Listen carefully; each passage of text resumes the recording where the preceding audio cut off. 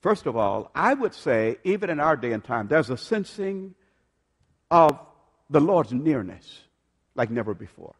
That's where I am now. I sense that the Lord is closer to us than he's ever been before.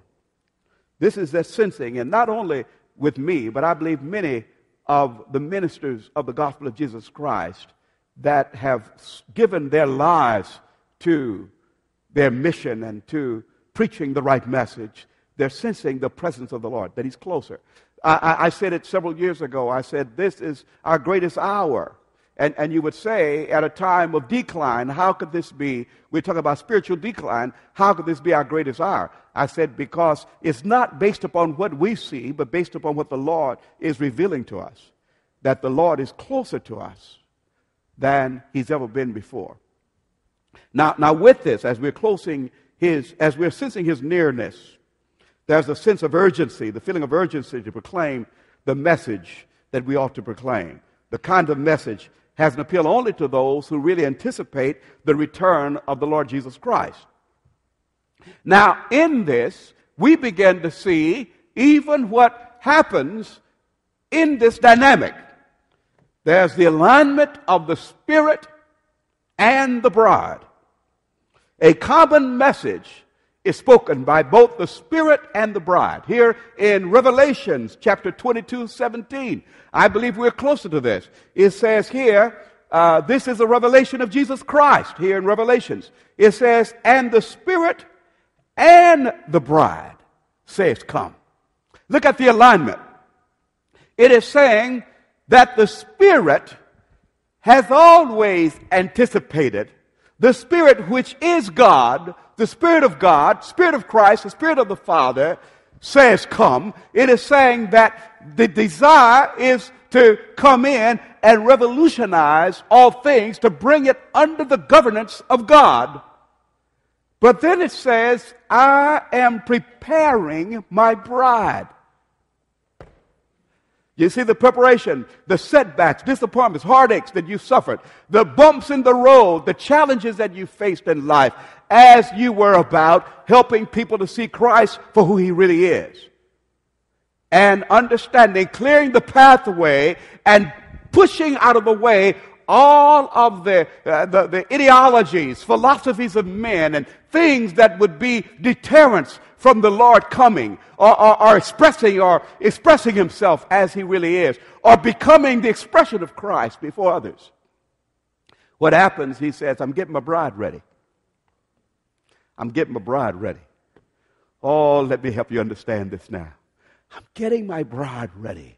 I'm getting the church ready. Oh, if I could get this across to churches. I preach to you every week, but I'm also speaking to leaders through you, and hopefully there will be others that will hear the message, that will take the message to heart. It is saying, even to churches, that the church must have a unified message. We must be at a place of being on one accord. How can we be on one accord if we're divided?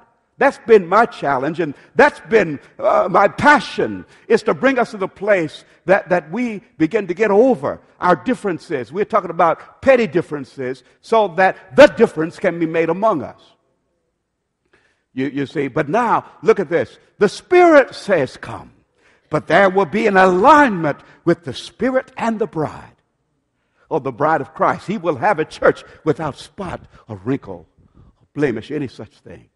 He's going to correct or perfect the church. He's going to get people over their racism. He's going to get people over their denominationalisms. They're going to overcome their classism. You see, the church has a whole lot of work. God has a whole lot of work to do within the church to get us over these things. But understand what happens. We overcome these things as we address them.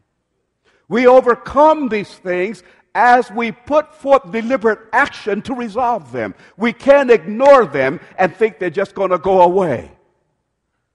But the Spirit says come. And then those that are activists, that word is important here. Those that are activists, we're talking about using proper usage of that term, activists in producing a change or provoking others to change. It says here that the bride is also not weary in his efforts or her efforts, but the bride is working but realizing that there's only so much that the bride can do. But what are we doing? I'm headed in the direction of the Lord. The paths are being made straight for the Lord to come.